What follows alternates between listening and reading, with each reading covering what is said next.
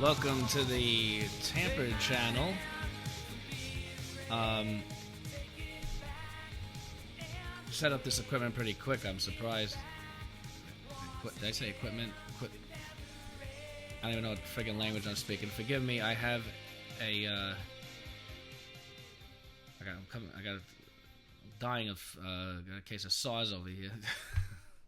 This fucking SARS is killing me. Anyway, I haven't done spoken word on the Tampered channel yet. I thought I'd give it a try. I used to do this on the Aberdeen Lizards channel, and they have another station. I don't remember the name of it.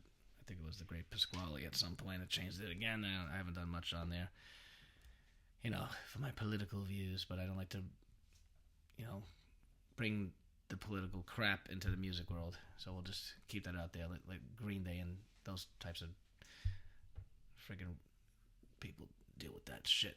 Anyway, so this is something that I like to do once in a while to just reach out to my huge audience of 12 subscribers. It's funny, when I said that, when I had the Aberdeen Lizards channel, I think I started out with 10, 15, whatever the hell it was. But then it got up there a little bit. I mean, it got up to over 100.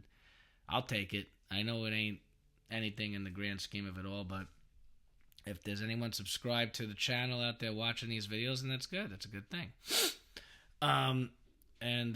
So here we are. I thought, instead of just throwing videos out there, have a little dialogue, get to know me. Anyone that followed me on Aberdeen Lizards, my spoken word videos, I look a little bit different. I got a little hair back here. Ooh, how'd that happen? No, it ain't plugs, ain't toupee, and I didn't do any goddamn Rogaine or anything like that. I just decided in my nearing my midlife crisis, I'd grow my hair out. I'm freaking still losing it in the back, but it's alright. The headphones cover it, and from the front, it's not so bad, right? I think it's okay. Whatever, it's entertaining.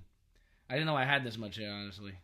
Because I had a bald spot, and I was shaving it for years. It was just easy, and just didn't have the time to deal with barbers and stuff like that. So I don't know where I'm going with this stupid whoop-de-doo. I may try to cut it up a little bit or chop it up. I have no idea. But, I had to do the rock star thing, man. Gotta have the hair, dude. Yeah, whatever. Anyway, so this, the Tampered band, for anyone that hasn't read any of the bio or anything, this was a group that followed Aberdeen Lizards after the breakup. Aberdeen Lizards, well, if you don't know anything about Aberdeen Lizards was a group that I had as a youth. I started that group in 1994 when I was 18, on my birthday actually, and me and some friends that were over at my little birthday party in my bedroom, these twin guys, Mike and Matt, were like, "Hey, let's start a band, man," and I'm like, "Yeah, all right, fine." I got an electric guitar for my birthday. We were strumming some stuff, trying to figure out some things, and we were playing around with some tunes. And then there's this guy, Lewis, a friend of mine, also from high school for a long time, and Mike was like, "Hey, Lou, leave your sucky band, Acid Rain. Come join us." And Lewis didn't want to leave his band. He's like, "No, it's Acid Rain forever, man," Acid Rain was like a Metallica ripoff or some shit. And then Matt wanted to a Pearl Jam thing. I wanted to go in a Nirvana direction and mix with them some Depeche Mode stuff, whatever. But, long story short, we had the band, went through many members. Then it was a 4-piece, then became a 3-piece. We got a guy named Josh on bass, longtime friend, great guy. Lewis was with the band for a very long time. We started together. I think we were together almost 6 years or something like that. Then he moved away. We broke that up, and then I had some side projects along the way. I started a band called Gavin House with my wife at the time, my girlfriend, at the time, who became my wife, and another girl named Wind, and another guy named Gavin, and that was a 4-piece. That was a pretty cool band. It was kind of a little more experimental, kind of got into a little Radiohead-ish stuff, Weezer-esque, and then, that didn't last very long. I mean, just, people grow out of each other. I don't know. People just drift. They're not serious. What could you do? But I had fun with it. I think we played one show. Then I started doing a solo thing, and that's where I got into the electronic kind of rock mentality. I wanted to get back to like some of the new wave stuff, and I was playing with some drum machines. This was back in 1997, mind you. And I wrote a song called Deep Sea, which became a song that I'm doing today. And but then we decided to get Aberdeen Lizards back together, so Josh and I tried out like 30 drummers, and I have all the tapes. It's so funny how many drummers we tried out and how terrible everybody was, except for a couple who like had potential. I met a guy named Frank. He became the drummer. He was learning, and he got better and better. He became really awesome over time, and played some shows. Played the CBGBs. Met somebody that introduced us to an indie label called Street Records. Signed with them like fools. It was better than nothing, I figured. There was a lot of debate over that in the band, and the guy just didn't support us. But at least it pushed us to get into the studio. We recorded a really good record called Begin Anew. I think it had 13 songs on it. And actually, we recorded 12 songs. I took an acoustic song from a demo and I popped it at the end of the album. Because I thought it would be nice to close with that, called Voyager. And but yeah, he didn't put any money behind it. He didn't like distribute the album. It just sat and died, and we were left like do all the work, and just kind of like we just parted ways. That dude, I don't know, he goes under different aliases. His name was Tassos at the time, and then he became something called Pindoll or something. He played in some barbed wire doll band, whatever. I don't know what he's doing. Then he moved to Greece, maybe. Now I think he's got a label called Grunge Pop Records. I suspect he's not very forthcoming about it. He's kind of hiding behind the guise of Bruce Pavitt being involved in this thing. Who knows?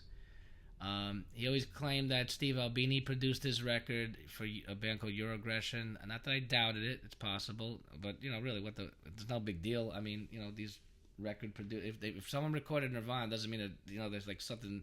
People think there's something so special about these people. They're icons in the business because they recorded an iconic band. Is the guy iconic himself? I personally did not like Steve Albini's sound at all. Shoot me for saying that. I thought he made Nirvana sound like crap. And Kurt Cobain, honestly, he didn't like it either after a while. He said when he went back and listened to Nevermind, he said there's something lacking in In Utero. I mean, hell, the record label even pushed him back into the studio to reproduce a couple songs with Scott Litt, the R.E.M. producer. So, whatever. I thought Butch Vig was amazing. But you got to go with the producer that suits your music. You got it's a. I think Nirvana was trying to look. I think Kurt Cobain was trying to do something that I got so sick of the machine, and he just wanted to change it up. And he said he always wanted to hear what Nevermind would have sounded like if it was recorded on a boombox or something. I'm like, why? Just didn't play it on a boombox, But he was a Pisces, like me. We get a little finicky sometimes, mood swings. Sometimes I wake up and I want to just, put my head to the wall and give up on music. I really do. In fact, that's what this video was about. I was going to say that I had this epiphany the other day that I have my instincts are telling me that I'm never going to make it. To be honest, I don't think I will. But I'm still going to try like an idiot. I don't know. I just think I'm not going to make it. But I got a little off the rails there. What I was trying to say was the band Tampered was formed out of the when Aberdeen Lizards had a little run for a while there, and we were playing shows all over New York. We got on radio, we got on TV, on some slots. From what I've heard, I saw some footage from a Japanese thing, but I think someone told me that we were on VH1 one time. I never seen that personally. We were on Channel 4 News one time. Someone told me. I don't know. This is pre-internet, so who the hell knows? But we did our best. We got close to Dave Grohl, the Foo Fighters. We got close to their management. I almost got our foot in the door with Capitol Records, and then that was another. Sorry, I thought I heard some weird sound just now. Did you see my bald spot? How long are we going here? 9 minutes. That's not so bad. I'm gonna try to wrap this up soon. Another ironic story. I was talking to a guy named Michael Callie DeWitt. Those of you that follow the Kurt Cobain murder theories, I don't even call them theories anymore because I believe that's the truth. You'll pick up on that name. He was Kurt Cobain's male nanny, and he was my A&R at Capitol Records. He was listening to my tapes, really liking our stuff. I think, or maybe there were CDs by then. and I didn't even know about this whole. I didn't know he had any relationship with Kurt Cobain at all. He was just referred to me from someone at Capitol through Foo Fighters management. Um, I think John Silva was the one that put me in touch with Capitol, but then Capitol just got me in touch with this guy Michael, and um, then this movie came out, Kurt and Courtney. It was a British film, and they implicated Callie as maybe being a suspect, and then all of a sudden, this guy disappeared. Couldn't get a hold of him at Capitol. I would call up. They're like, we have no record of this guy working here. They returned my packages. Very, very strange. Very strange. That was so many years ago. That was probably back in 90, I think it was 97-ish. No, 98. 98 or 99, somewhere around there, I believe. I'd have to look back. But that was some spooky stuff. But that was my, I call it a sing and a miss. Got real close there. It just never worked out. Oh, I did hear something. It's my stupid dog scratching his stupid ass. Anyway, so I should have a soundtrack going here in the background or something. It's so boring. But, these are back. Damn, it's quiet. Anyway, then, I was married, had a son. Life gets in the way. I mean, it was hard to juggle the band. But after the group broke up, and the group broke up because my bassist and drummer, we were all kind of just drifting musically. I think they were going more in a heavy direction. They were listening to more music like Tool or Helmet or I don't know, stuff that had a little more of a hard edge, and they wanted to get a little more experimental. I was going in another direction, maybe getting a little too commercial pop for them. I just wanted something catchy, wanted something radio friendly that could sell us into the industry, because I'm thinking, I got a wife, I got a kid. I have to think about my future. They were a little younger than me and had more time. So we just didn't see eye to eye. Broke up. I started a group called Tampered with my best friend, I call him Pissant, Joe, and my wife, and we found a local drummer named Tommy. He was in a band called Jolie Soul. It was a 4-piece band, really cool. Then we got a keyboardist along the way, so it became a 5-piece, and we recorded a couple demos in my garage, and was shopping it around. We got on radio. We played CBGB's also. You hear my stomach? Jesus Christ. Oh, man, that Whataburger ain't sitting right. And then, fucking jalapenos. This mic picks up everything. This is an AKG. It's pretty good. I use it for my vocals. Yeah. It's got all different, every part of it sounds different.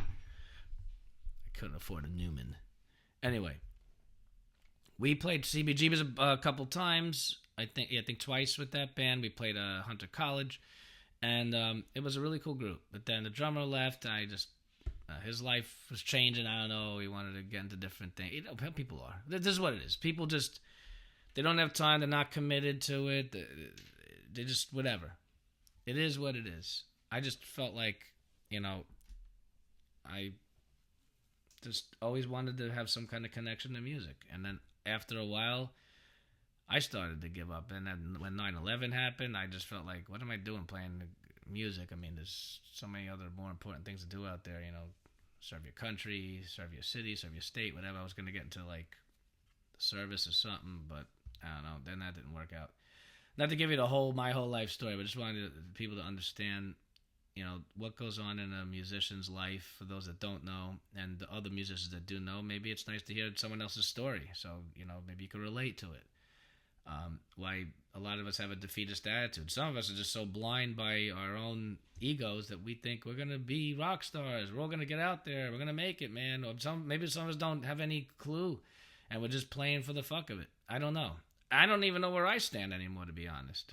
I feel like my music has potential. I believe that this new old group, which my wife and I had picked up after 25 years, we picked it back up. Because I was trying to get Aberdeen Lizards back together. I actually got a couple guys in New York before COVID happened, and we ran out of there with all the lockdowns and the craziness. But that was the end of that version of Aberdeen Lizards. I came down here, tried out a bunch of people. You could hear that story on the Aberdeen Lizards channel. I'm not going to tell it again. It was a nightmare trying to recruit people. So I just bought this wonderful machine.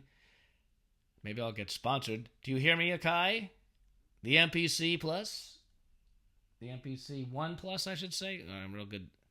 This thing is amazing. I love this thing. It's a drum machine. It's a sampler. It does everything I need. I got synthesizers in there. I got arpeggiators, percussions. You could sample guitars, vocals. I got movie clips. When we play live, it's crazy, and it sounds like a real fucking drum set. I even had people coming into a club, like looking behind, like, what the fuck is that? Where's that coming from? Like, it's coming from my suitcase. Love this thing. So we've been doing this two-piece thing. It's bass, guitar. We play keyboards. I play the Casio. She plays, you can't see it from there, but there's a little, let me see if I can swing that. You may just get the clip of it. Nah, that's a piece of paper. Is that, can you see it? Nope, can't get it, sorry. The little white Korg synth that we use. Got little do sounds in there. That thing's also awesome too. It's got drum machines in that as well. We haven't really delved deep into it. It's all MIDI. We could MIDI sync everything if we wanted to, but we don't do that way. I may start playing acoustic guitar for a song with my new pickup that I got. Just clips on and shit. It's easy. And we're just trying to do something different. We have tried to blend the 80s new wave sound somewhat with the 90s grunge alternative sound, because those are my two favorite generations of music. I always said, like, if there was ever a collaboration between, like, Kurt Cobain and Vincent Clarke, or, you know, Martin Gore and, you know, I don't know, Faith No More band members, or, like, some kind of blend of, I felt like new wave spawned the true grunge. Well, grunge was a loose term, right? But the 90s alternative sound, the pop, rock, grunge alternative sound, the more catchy songs, the you know, not the, like, the Tads of the world. I mean, band like Tad or Mudhoney, they're like almost like grime. That's like filth grunge, so to speak. But like the Smashing Pumpkins-y, more commercial, like the bands that have potential, like Nirvana, they wrote catchy songs, like the Beatles. So, but look at how big they became, right? And look at their long-running legacy. So, to me, it's about the songs. You got to do whatever it takes to make the song become itself, to make it. You got to put everything into the song. And the instrument you have to use, I believe less is more. I've stripped things down a lot, but, you know, serve the song. If my voice didn't fit the song, I'd get a different singer to do it. I'd want to do whatever suits the song. It's not about me. It's about this music. So I swear, when I say, you know, I believe that our music can make it, this doesn't come from a place of ego or pride. It comes from confidence in the work that I put into it. And when I listen to it back, I don't cringe. I'm very critical. I've written songs that I despise. I said, what the hell? That's garbage. What was I thinking when I wrote that song? I believe I'm very critical of myself. And I play things for people all the time. I want to get people's opinion. If we suck, tell us. I just don't think we do. We've been working at this for a long time. And I've been playing music for 30 years. So, 31 years, actually. I believe we deserve a shot. I know how the industry works. It's a slimmest chance, a million, once in a lifetime, you know, who knows why anyone gets out there, right? And the record industries just put the dollars behind whoever they want to put the dollars behind. If they think they can make you into a star, and if you have no talent, they just got to see something in you, the right connections, and they will pump you. But without the industry, let's just face it, we are all going to get nowhere. We could have 1 million likes on social media and subscribers and thumbs up and hearts and all this bullshit. It doesn't mean anything. It really doesn't mean anything. In the grand scheme of it all, nobody fucking knows you exist. Your average person walking down the block is not going to know who the hell you are. And even if, let's just say everybody does know you exist, is it putting money in your pocket? If these people on YouTube or Instagram or whatever the hell are making money, then good for them. To me, if you still got your day job, you ain't shit in the grand scheme of it all. I ain't shit. You ain't shit. We're all not shit. You know? When someone's singing your song 20, 30 years from now, you know, like a virgin or just beat it, you know, I mean, I'm talking iconic songs. Then talk to me. You know, that's how I feel. I don't know if I'll ever get there. I mean, honestly, I sincerely doubt it. But anyway, in closing, I'm going to keep trying. I don't know how much longer, how much oomph I have in me. I may take breaks here and there, but, you know, I promise past 50 years old, I may not do this much more. I gave it a shot. We played some shows. It's been pretty cool. It's been brutal getting gigs in Florida. in Jacksonville. These freaking clubs don't call you back. They're horrible. They'd rather book a million stupid metal bands and listen to the same shit over and over and over again. And plus this fetish with people playing the same clubs back to back, week after week. I'm like, what the hell's going on? What does everybody think they're getting out of this? What are you getting out of it? Some fucking beer money and they're playing for each other's bands? I mean, I did this shit friggin', like I said, 20-something years ago, 30 years ago. We all the whole audience was each other's bands. No one comes to the clubs. I mean, yeah, I hear it. Oh, we packed the club last time. I'm like, all right, whoop-de-doo. Was anybody listening or just moshing and beating each other to death? Like some of these nutcases in Orlando. No one's listening to the music. I never liked the thrash scene. Sorry, I just felt like that's just... They go to the drunk and stuff. And I've been in billions of mosh pits, believe me. But I used to mosh to real music, not just fucking thrashy bullshit. Sue me. Anyway, I went a little long. Just thought I'd get a little spoken word once in a while. Keep you guys updated on things going on with the band. And please check out our new music video for To Me. I put a lot of work into it. And I think it's pretty clever. And I think you'll enjoy it. And I hope you stay with the channel. I'll keep talking to you. I mean, this channel may not be so much spoken word, but once in a while it's nice to just speak to the audience. At least to me, that's how I feel. So with that, enjoy this nice tune and take care.